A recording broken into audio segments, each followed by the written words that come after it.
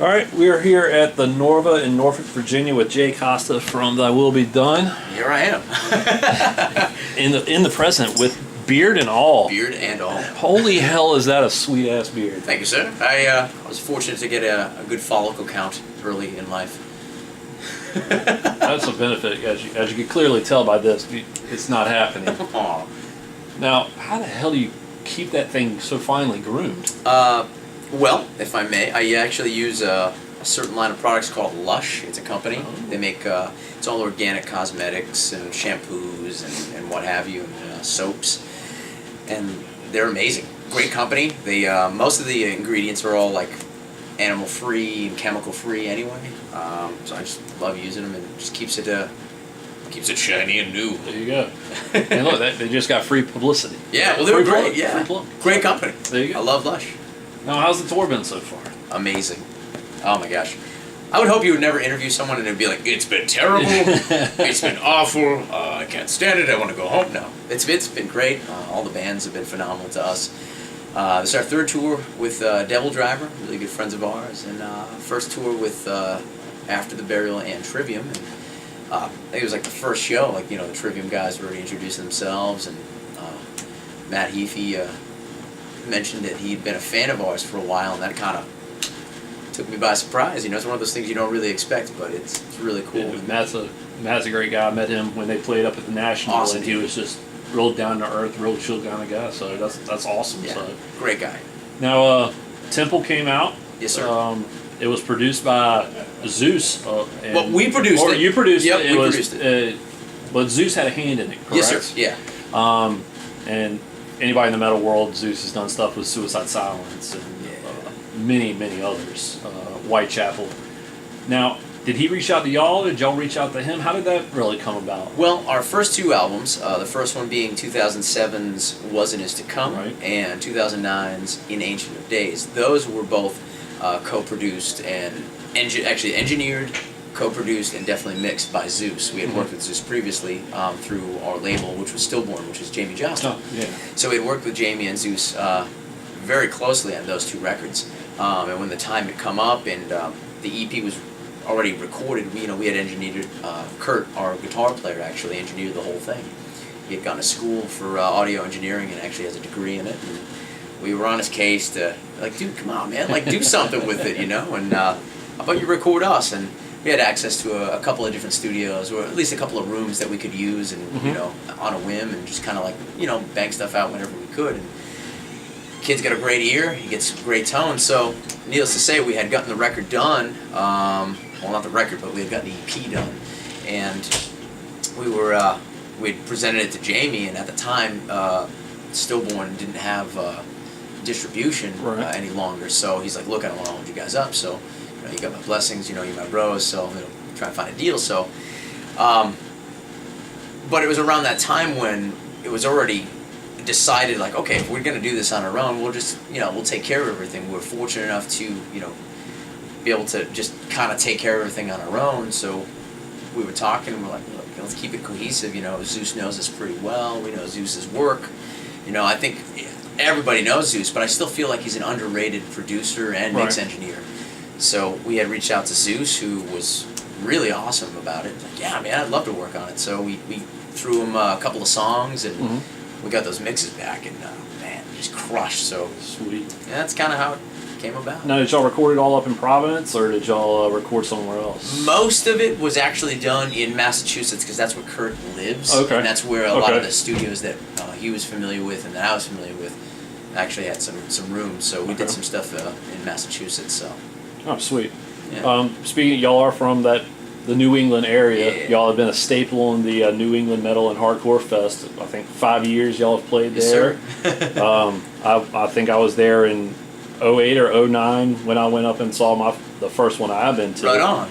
And that was awesome. I had no idea that kind of scene was there in that New England area, just because it's just so damn cold, and it just didn't seem like that was the place you would find a metal and hardcore show. Now, growing up, was there a big scene up there for y'all to like establish your roots and start playing small little venues? there's definitely a lot of venues. I think what was difficult for myself, I am the longest standing member of That Will Be Done, because the band I had before That Will Be Done and it morphed into was Cobalt, and we had, our sound was changing, and I just felt like everything kind of needed to change, and that's when I adopted the moniker That Will Be Done, and because it just fit the epic proportion of the sound. So we, but even back in Cobalt, we were playing, a lot of small shows in Rhode Island. There was a pretty good local scene back then. Right. But, there weren't a ton of bands. It wasn't like you would, everyone is brothers in a band today, whereas back then, you had your bands, but then you had your bands your local bands that were really drawing. Back in Providence, there were bands like Shed, State of Corruption.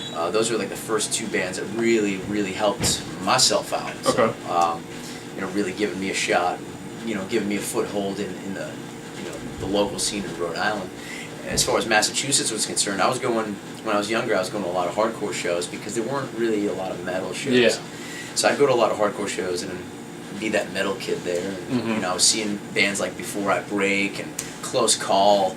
Those are like really small up and going, Bane, and there was like, then there was like, that underground, like we all knew about, like, being from Rhode Island, there was Verbal Assault. Yeah.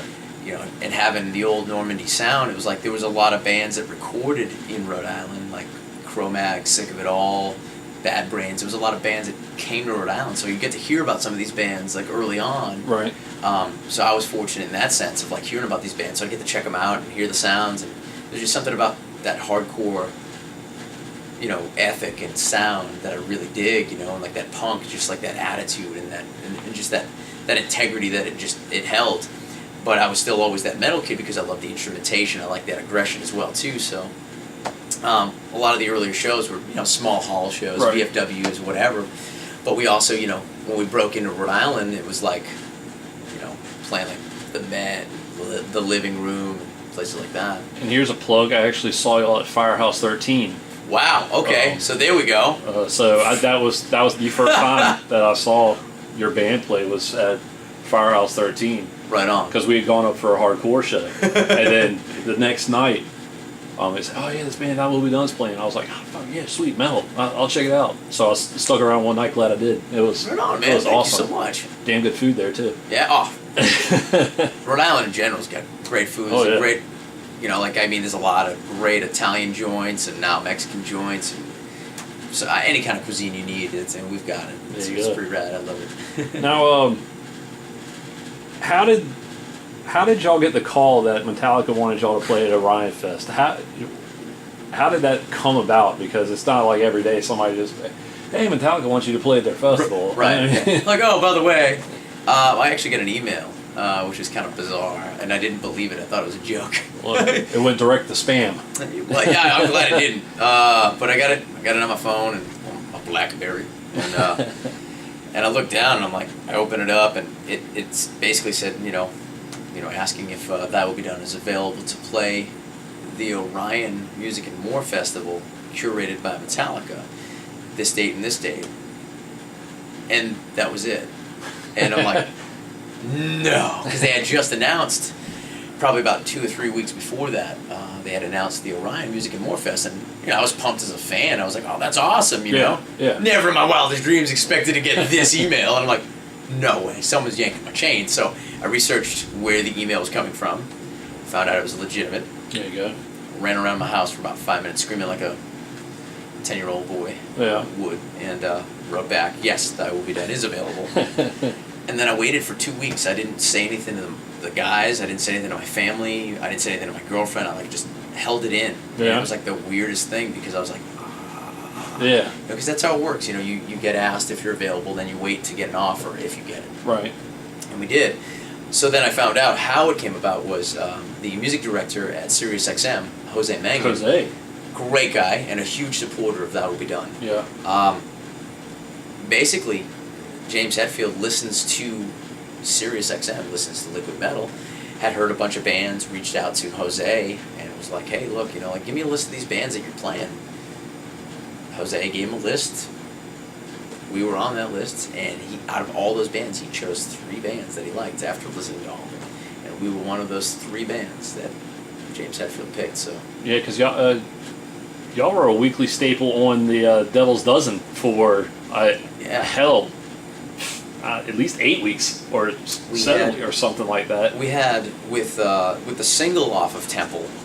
We had really good run with the single off of In Ancient of Days, and that even went into 2010 and 11 with and Fire Will Fall was like the single for that.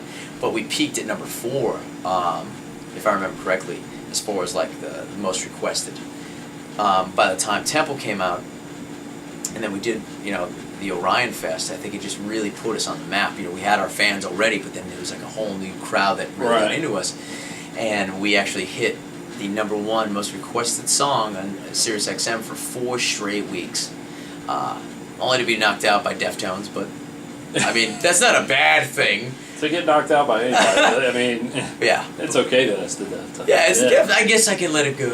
But we were in the top 12 for it was almost 20 weeks. Yeah, It was awesome, and we were number 12 for the year. So thank you to all the people out there who requested us and supported us and gave us the time of day. Sweet. What's on the plate for next year?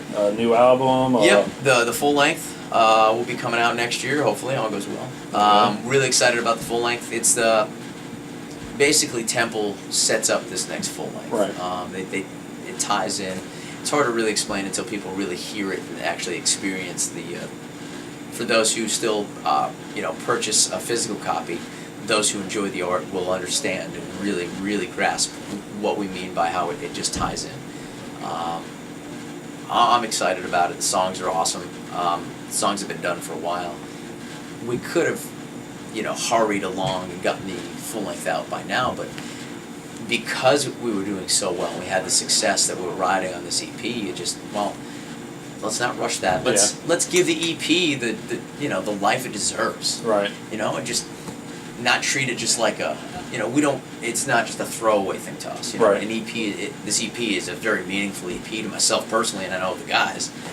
And it's great that it's had such life, breathed into it. Right. So I'm excited about it. But that full length is gonna be great. I'm excited about it. Pumped. It's heavy. Sweet. All right. Well, Jay, I know y'all are going on here in about an hour or so, so Yes, I'm gonna sir. let you get to your dinner. Thanks for taking the time and having a good show. Appreciate it.